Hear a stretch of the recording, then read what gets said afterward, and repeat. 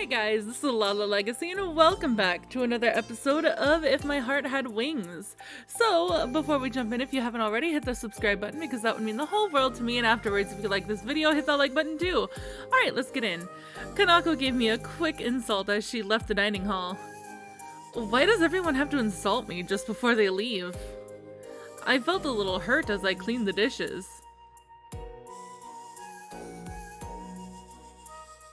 This time, it was Kotori peeking her head into the dining hall.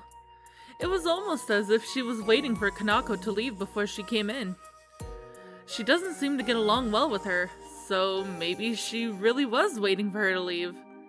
I thought she might have to come to have dinner, but she appeared to be looking for something.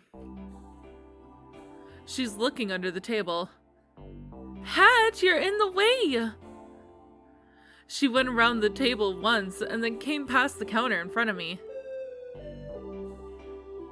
Hey, have you seen a piece of paper? No, I haven't. What kind of paper? Paper is paper. Are you sure you haven't seen it? Positive. Ugh. Kotori was staring at my face as if she were trying to see if I was telling the truth. With a straight face, I wiped the dishes with a towel. With no way to check, she went to look elsewhere. Oh, put your dinner in the fridge, heat it up in the microwave and eat it later, okay? Okay. I couldn't help lying to her. The thing she was looking for was the withdrawal notice that I'd picked up. People were worried that if it carries on like this, she'll stop coming altogether. It looks like she's not really enjoying school.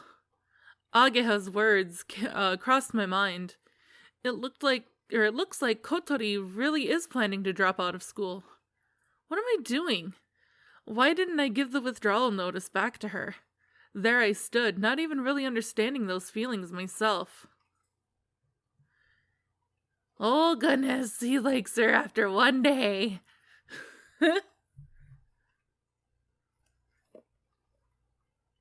Well, technically two.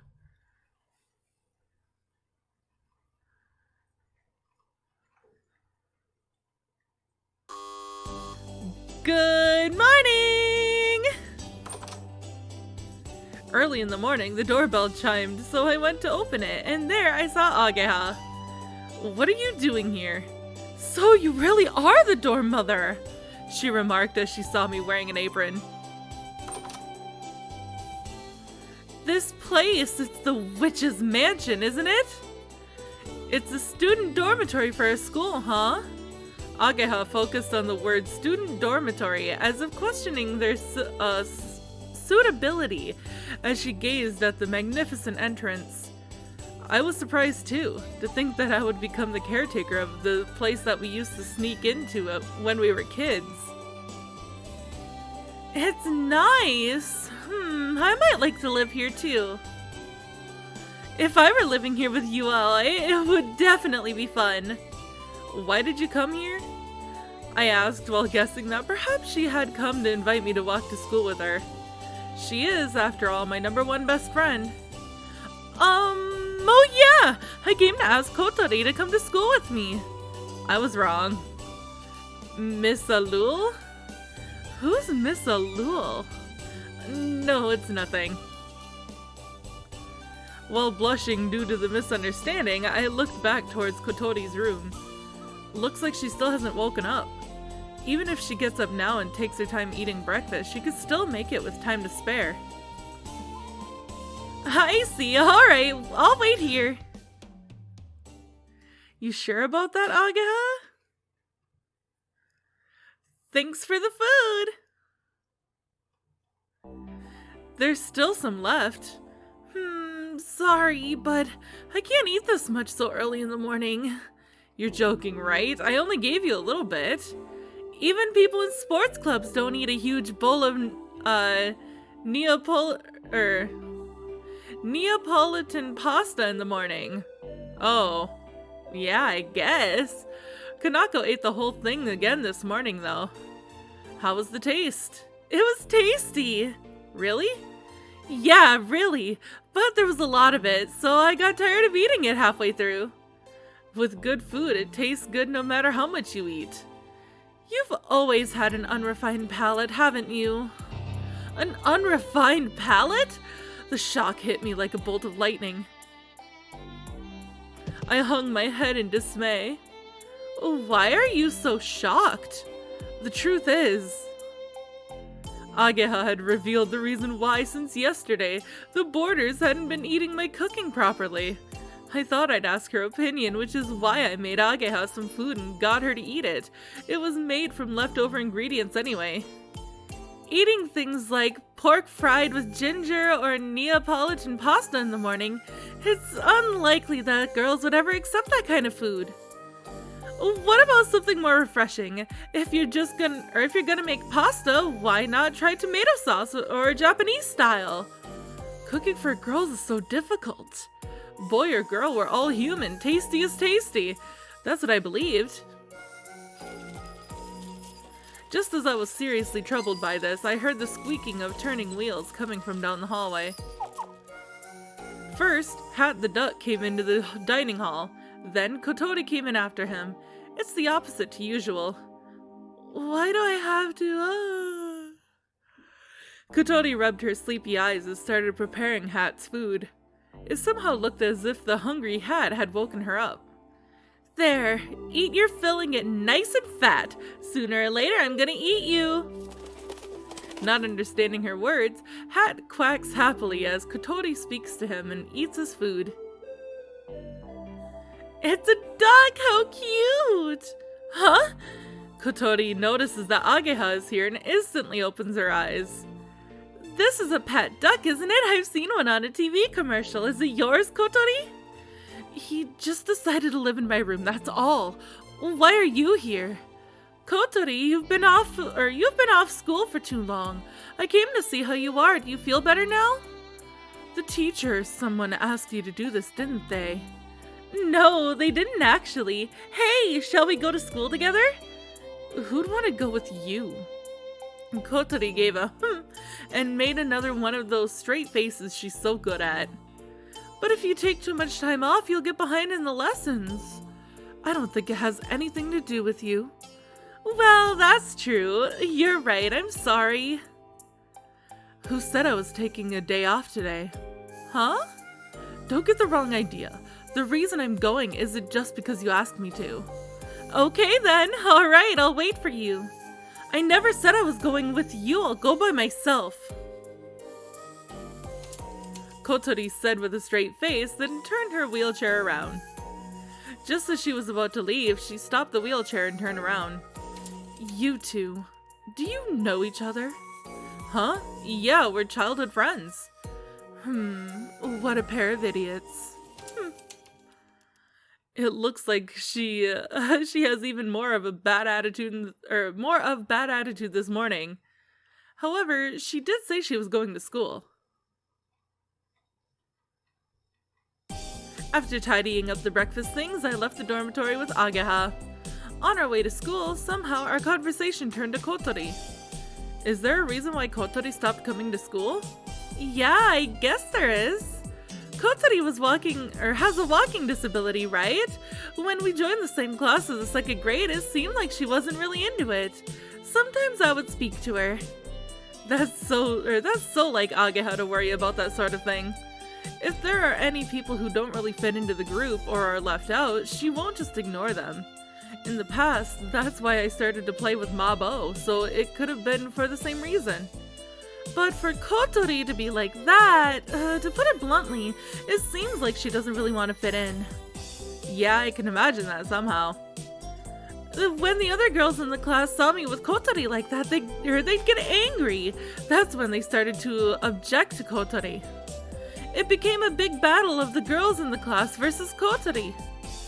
When Ageha reminded herself of what happened back then, she wearily slouched forward.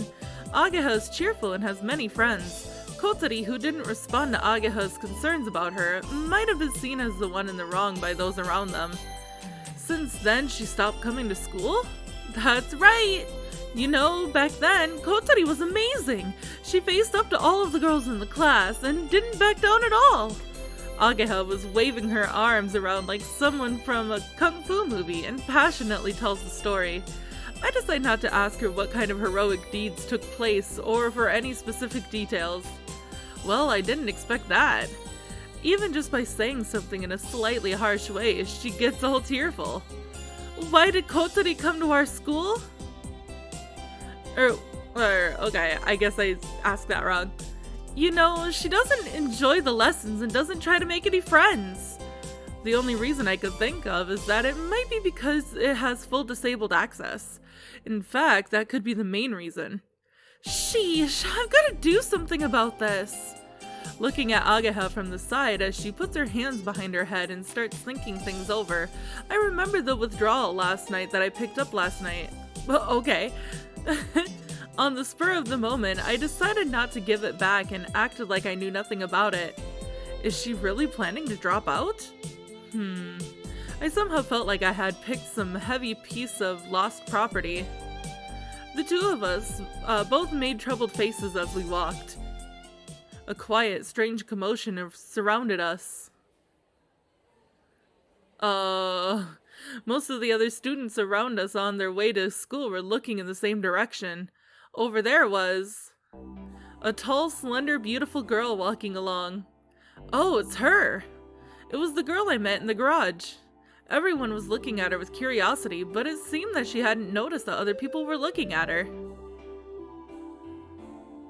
I was looking at her in the same way as everyone else, but Ageha took the way I was looking in the wrong way. Ho ho! As I thought, you have high standards. That girl is really famous in our school. The super repeat student, senior Amane Mochizuki. Super repeat student? Yeah, she's repeated the same school year several times. Is she that stupid? She doesn't look it though. If I had to say one way or the other, I'd say she's a genius. It's way beyond the level of her having the best scores or anything like that. Rather, the teachers have nothing more to teach her. In fact, they sometimes go to learn from her, it seems. Cleverer than the teachers? Does our school really deal in such specialized fields? Despite that, she doesn't graduate and stays in school. She plans a way to drop credits and intentionally repeats the year. Originally, she was repeating the year for more times than the school rules allow, so that's why she's the super repeat student. But it's strange to see her on her way to school in the morning. I don't know if she's a genius or not, but she definitely seems like a pretty weird person. Then, abruptly, super repeat student senior Amane Mochizuki stopped walking and looked at the sky. Everyone else mimicked her and looked up too. A jet plane, flying through the blue sky, pulling its vapor trail along behind it. Wow. Everyone soon realized it was a plane and quickly lost interest and started walking again. However, Amane Mochizuki kept on standing there looking up at the plane flying high in the sky. When people came from behind and avoided her like she was in their way, she didn't pay any attention to them either. Let's go! Sure. Kotori arrived just as our morning homeroom class finished. Sorry I'm late. Kotori, do you feel better now? Yes, thankfully. I see, I was worried about you. Kotori went past the homeroom teacher, who seemed bewildered that she had come back to school all of a sudden, then, still in her wheelchair, arrived at her desk. The desk right at the front was the only one that didn't have a chair. Everyone looked on, puzzled. I'm not an animal in a zoo. Now that Kotori was in school again, she started her cool allure routine again. She concentrated during the lesson and answered the teacher's questions easily when asked. It seemed like her grades in regular subjects are top class. During recess, she sat at her desk reading a book or going off somewhere. She didn't try to talk to anyone, and even if Ageha tried to speak to her, she acted like she hadn't noticed.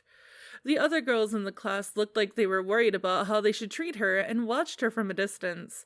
During gym class, the way she looked on, bored, left an impression on me. She always looked like she was all alone and didn't seem to be enjoying herself very much. Hey, Kotori! Huh? At lunchtime, I found Kotori carrying her bag about to leave the classroom, and I chased her down the hallway.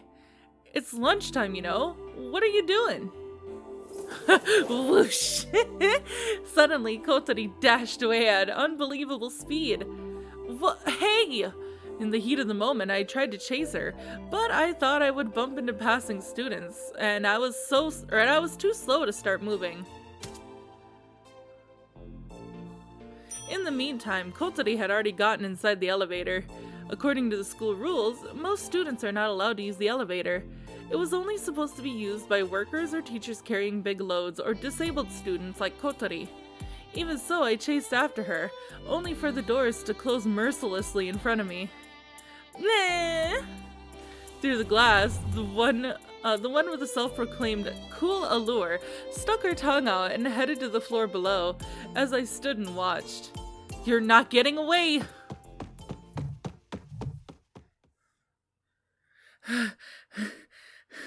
I ran and made it to the school gates. She was holding her bag. It seemed like she was trying to leave early, and I went to cut her off. However, I can't deny the possibility that her lunch is in the bag. Maybe I got the wrong idea. If that's not it, then what could be the problem? I watched over the school gates like some guardian statue. I was crashed into by something in the back. In other words, from outside the school gates. Ugh! Whoa! Ouch! What was that? I got up and felt like I was crawling out from under an avalanche. Then I saw a big cardboard box and a girl that had fallen over. Are you okay? Ow, ow, ow! I'm okay. I'm sorry, but I couldn't see ahead of me because of this box I was carrying. Oh. I looked at her as I got up, and without thinking, I thought I was going to say the super repeat student, but I held my tongue. How about you? You're not hurt, are you? I'm alright. I see, that's good. As she says that, the super senior holds onto the big cardboard box. Oh, my stomach. She went to lift it up, but then Senior Amane Mochizuki slumped down, exhausted. Due to an empty stomach, my short-term performance has been significantly reduced. I'll help you carry it. Huh? It's so heavy! The big cardboard box is incredibly heavy. It's fine, I can carry it by myself. Come on, it's no big deal, I said as I went to pick it up anyway. Thanks. Is this okay here? I don't know what's in it, but will you put the heavy cardboard box on the floor? Sorry about that, thanks for helping. It's alright. Anyway, Senior, if you're hungry... She was staring towards the inside of the garage. Senior? I find myself copying her and looking in the same direction. Inside was Kotori. What is she doing here? She's by the big thing placed in the center of the garage and is trying to lift up the sheet to see what's underneath. Are you interested in that? Kotori is surprised when Amane speaks to her. Kotori seems intimidated and nods. Amane vigorously pulls back the sheet. Inside is a white, streamlined aircraft. Kotori looked at it, dazed. I say wow as I let a small surprise sound slip out. Could this be a glider? Yes, it is. Amane nodded and Kotori cautiously moved her hand closer to the aircraft, or her head closer to the aircraft. Even in the dimly lit garage, the glider's white body had a glossy shine to it and faintly reflected Kotori's face. I moved towards it to take a closer look. Is this the one that we saw from Windmill Hill?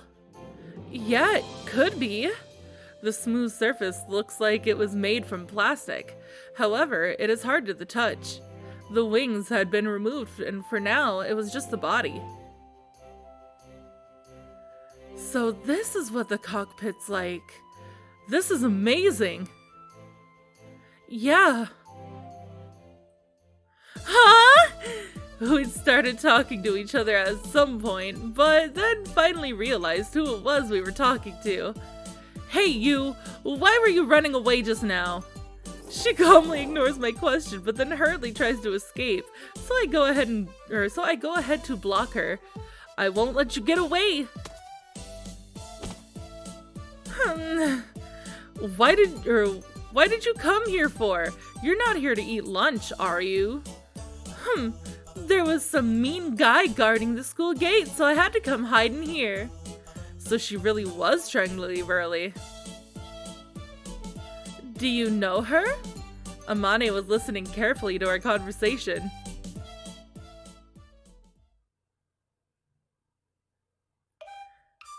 This tastes good. Amane was wolfing down a Neapolitan pasta lunchbox, and Kotori and I both had a face that seemed to say whoa and looked on in amazement. Why would we say whoa? Well, to see such a beautiful girl do something like that, I feel really disappointed. Oh. She didn't know that when she was eating ice cream like a crazy idiot, I had the same reaction when I was watching her. By the way, the thing that Amane was eating was the lunchbox that I had brought. As usual, the boarders hadn't eaten the breakfast I had made for them, so I packed it as my lunch. I had made 2 lunchboxes. One was for me. As for the other, I thought that if Kotori was going to go to school, she might have found it difficult at lunchtime, so I was worried about her and brought another lunchbox. That's why I was chasing her. If she didn't need it, I thought that I might eat them both myself, but she ran away before I could ask her. But is this okay for me to eat your whole lunchbox? Asked Amane, although she had already eaten most of it before asking. I've already eaten my one. I was hungry during morning recess, so I had lunch early. Relieved to hear my answer, Amane continues to enjoy the cold Neapolitan pasta.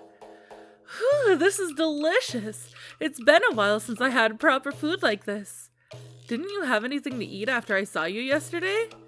I only gave her 1 piece of bread. Amane stopped moving her chopsticks and took a good look at my face. Could it be that you're the person who gave me that bread yesterday? You've only just realized? Oh, well, I was concentrating on something yesterday. She really is weird. Oh, I see. So this is the second time you saved me. She looked at me with eyes that sparkled like a little kid's. If she were a dog, her tail would definitely be wagging like crazy. I received that bread from you approximately 20 hours ago. According to that, the last meal I had eaten was roughly 70 hours earlier. I counted on my fingers. If there are only 24 hours in a day, that's 3 days ago! I went to Taioken and ate pork ramen with all the toppings. The soup was rich and delicious. She recalls this, and her face looks like she's about to start drooling. Why don't you eat? Are you on a diet? I forgot. Huh? When I'm thinking about something, I forget about everything else. That's because I'm stupid. Amane replied with pride. I'd prefer it if she didn't compare it to when people forget things because they're hungry. Are you building this glider? Yeah? Are you doing that here? The Soaring Club used this garage as the clubhouse. Soaring Club? I wasn't familiar with that name. What's soaring? Soaring is to fly a glider by riding the rising air currents. Flying a glider by riding the rising air currents. I kinda get it, but on the other hand, I don't get it. So the aim of the club is to make and fly a glider? Well, yeah, that's right. So, this garage was used for club activities after all. Even so, it's pretty spacious. A glider is like an airplane, isn't it? Is this something that you can make yourself? Yeah, I can make it because it's a man-made object. There's no reason why you can't make it, right? I have a feeling that's not what she's asking. However, Amane answered the question in all seriousness.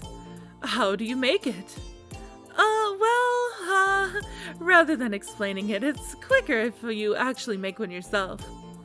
Hold on a moment, I said as Amane slurped up the last of the Neapolitan with extremely bad manners. Wiping around her mouth with a tissue, she started rummaging through the desk drawer. Where did that thing go? Peeking inside the drawer, somehow I get the impression that Amane is a typical disorganized person.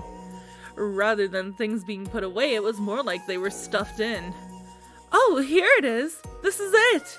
The thing that Amane had taken out was a paper airplane construction kit made using cardboard. Okay, try to make one. Without thinking, Kotori and I looked at each other. I feel that manufacturing a glider and making a paper airplane are completely different things. But for now, I'll try doing as she says. Using glue and a craft knife, in about 10 minutes we had finished the paper plane. Finished! All done! Amane takes the plane that Kotori had made and takes a good look. Then she threw it. The paper airplane floated gently as it flew and landed near the wall on the other side of the garage. It flew straight forward very nicely. It's a good plane. Kotori seemed embarrassed by being complimented. There are many types of airplane. There are jumbo jets, small Cassines, fighter planes. Then there are paper airplanes like the one you just threw. But all of them fly based on the same principle. Paper airplanes and jumbo jets are the same?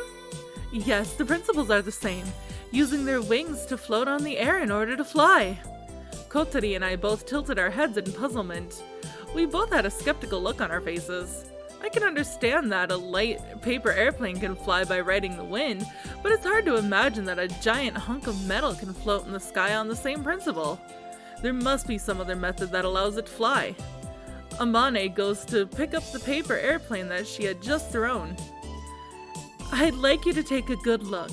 Can the two of you see what the difference is between this airplane and this paper one? The size and the material?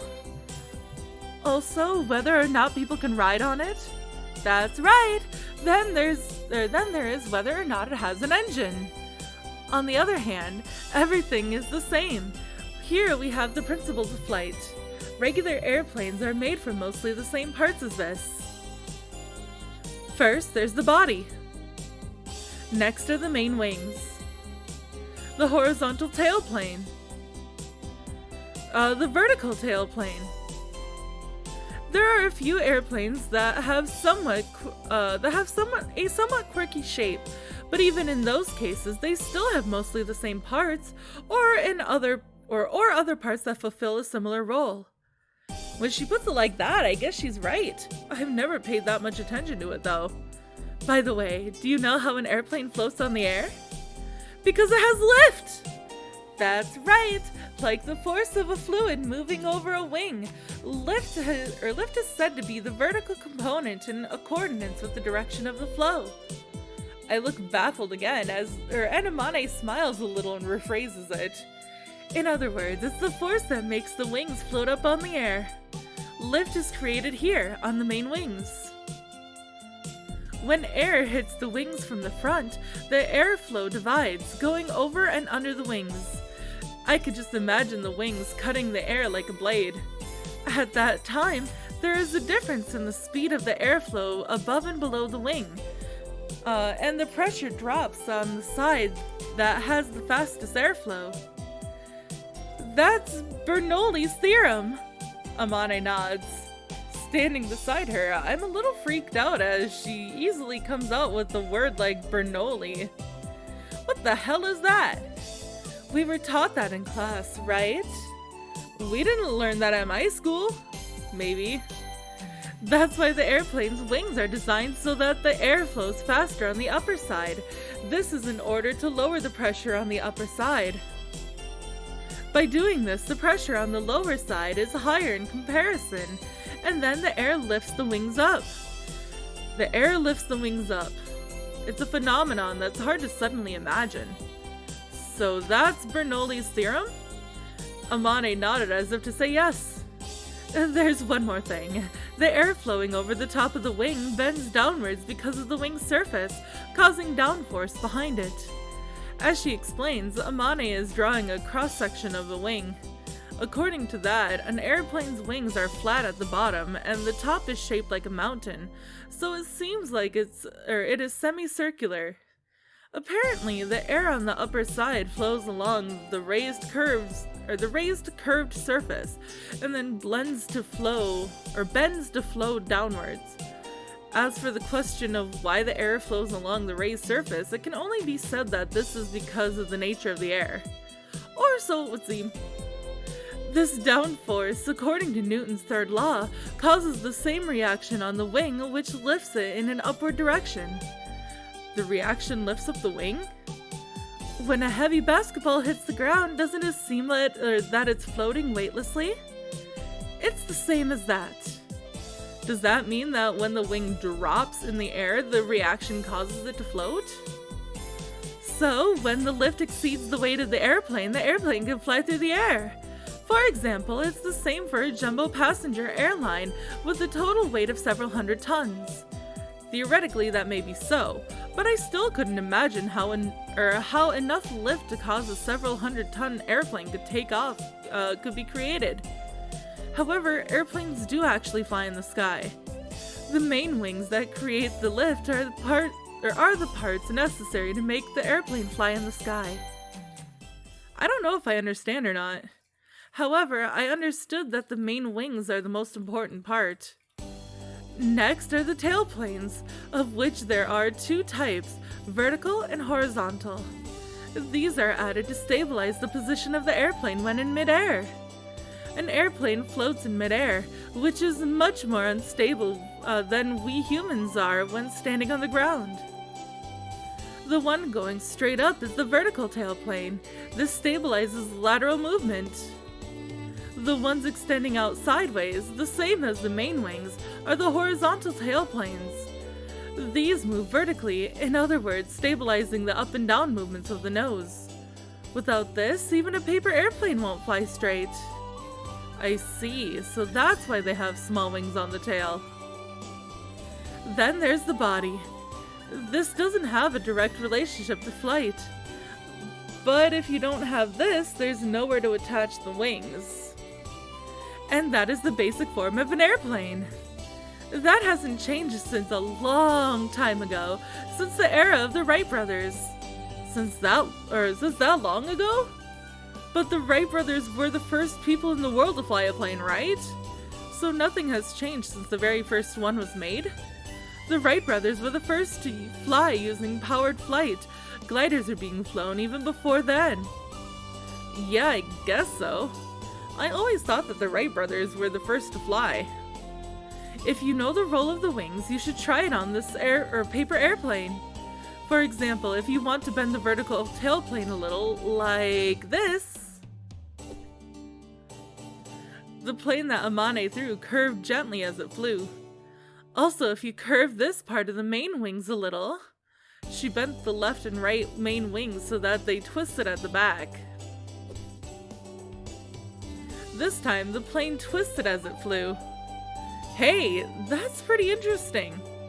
Seeing this, Kotori started to adjust the tailplane on her own paper airplane. Watch this!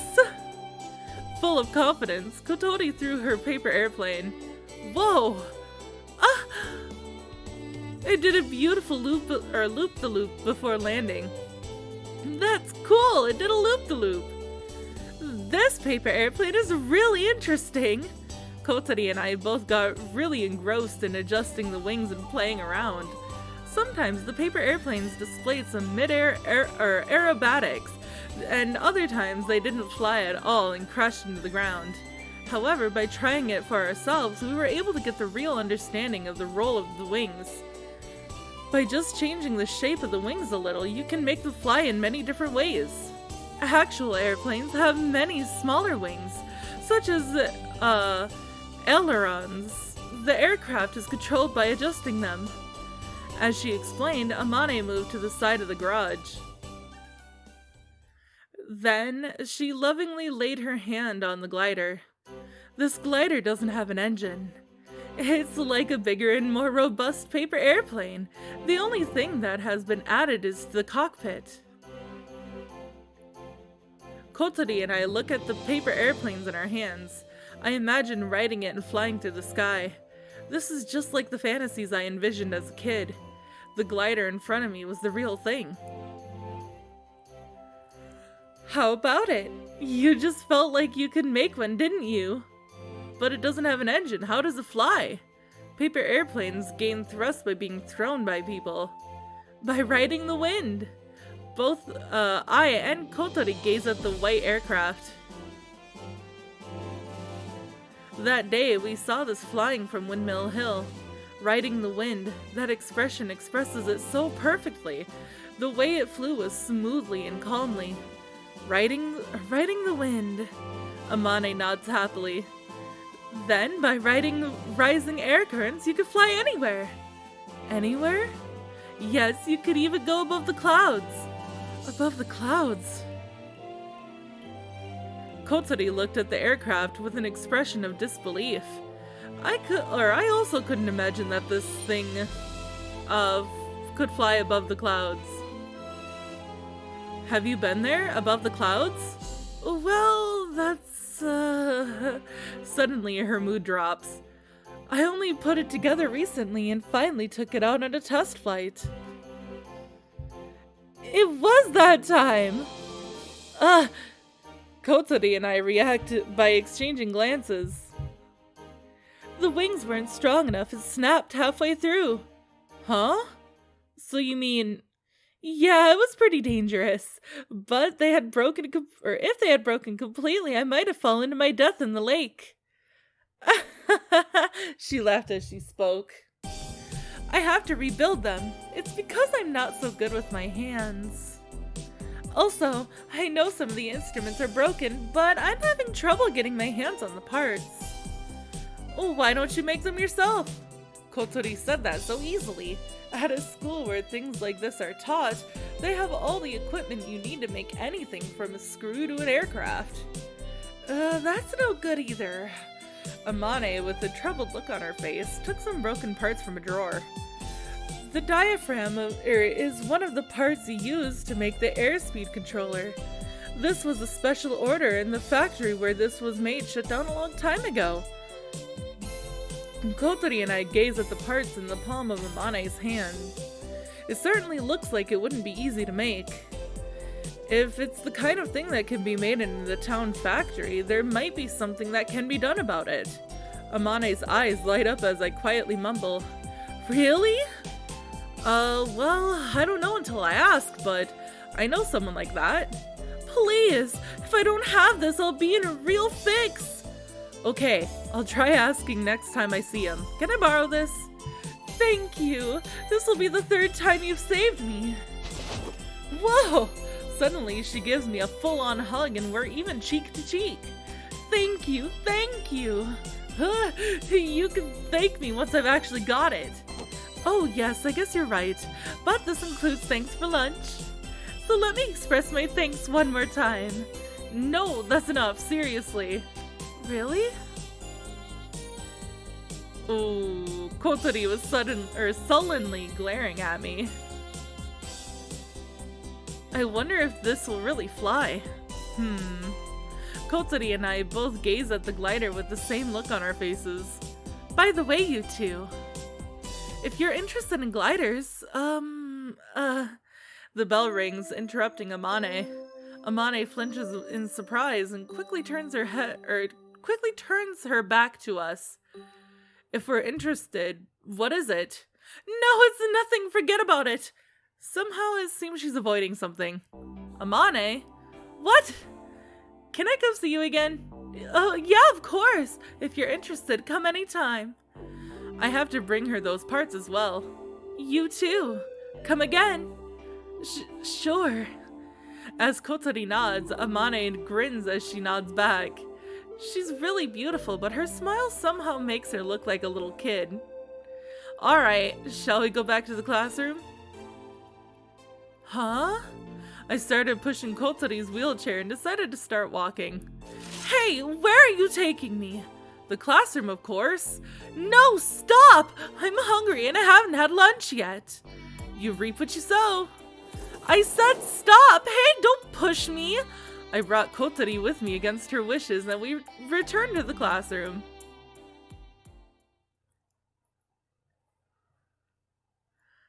Oi! I went back to the dormitory and someone called out to me when I was at the gate. Oi! Anchan! When I saw who it was, my level of enthusiasm went up by 500%. Standing there was Anchan. I was thinking about going to see you tomorrow or someone. I wanted to meet you soon, so I skipped work to come here. It's been a long time, Aoi! Anchan ruffles my hair. Hey, stop that, will ya?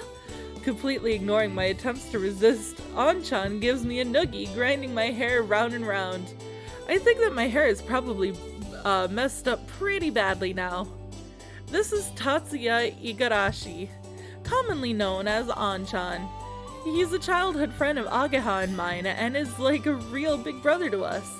He's much older than us, but we used to play together a lot as kids. Oh jeez, you're messing up my hair. Sorry, when I remembered the past, I couldn't help it. You haven't changed either, Anchan, still the same as before. Hey, that's not a compliment, is it? Oh, isn't it? Of course, people can't get stuck in a rut, people change, you know. What Anchan says is true, but to me, I'd rather Anchan just stays the same as he is now. As I think about that, Anchan all of a sudden has a kind look on his face. Is your leg okay now? Yeah, well, enough for everyday life. I see. It must have been tough. It's no big deal. I can have a normal life like this. On top of that, I had you there to watch me in the race where I tried the hardest. That was a good race. You looked pretty cool when you were on that podium. I came third though. In my previous school, I was in the cycle racing club. In the final race of the first grade, I was able to take the third place spot on the podium. It was my best result. For that race, Anchan traveled a long way to come and watch me. Third place is still amazing. Yeah. Because of Anchan's kindness, I felt a little tearful. He sensed how I was feeling and started to mess up my hair again. This time, it wasn't so rough. So, now you're the dorm mother of this place, huh? Yeah. The Flying Fish Manor. That brings back memories. We used to play here a lot. We would come sneaking in. Huh? Oh yeah, that's right. That wasn't what Anchan was talking about just now? By the way, is that girl a boarder here? Someone was hiding in the shadow of the gate. Ah! Kotori. It looked like she couldn't get past because Anchan and I were in the way. She could have just spoke to us normally, but instead she was hiding and watching us. Hello there, Missy. Hello. Kotori was still being cautious, but returned the greeting. Then we got out of her way, then went into her composed mode and entered the dormitory. So that girl lives here, huh? You know her? Yeah, I see her in town from time to time. There's a big dog near my factory, you know. Pedigree? There's a big dog that goes by that name. I'm sure it was the St. Bernard. Yesterday she was hanging around near Pedigree. Was she by any chance trying to stroke his head? Yeah, that's what it looked like. She was giving him food, but that dog only eats food from his owner. As I thought. That was in the things I want to do list. Stroke the head of a big dog in the neighborhood. It's really scary, but it might be unexpectedly friendly. If possible, I'd like to ride around on its back. So, she was skipping school to go do things like that? Well, I'll forget about Kotori for now. Anyway, welcome back, Aoi. It's good to be back, Anchan. I seemed a little embarrassed as I answered, and Anchan grinned at me. If you have any problems, don't hesitate to ask. I'm your big bro, right? Parting with those words, Anchan turned to leave. Oh, that's right, Anchan! I know this is a bit soon, but I have a favor to ask. I took the parts that Amane had left with me out of my bag. Along with it was a memo with the dimensions and so written on it. I need some parts the same as these. Would you be able to get one? Anchan's family runs a factory. It's known as the town factory, and it seems that they manufacture special order made parts. Anchan works there right now. If Anchan can't do it, he might be able to use his connections with other engineers to introduce me to other factories. Anchan looks at the broken parts in the memo. A diaphragm. Diaphragm, huh? Yeah, okay. But that is all the time that I have for this for this episode. I was kind of reading. That's all the time that I have for this episode, guys. So if you liked it, please hit that like button down below. And if you haven't already, hit that subscribe button. I love you guys so much, and I'll see you next time. Bye!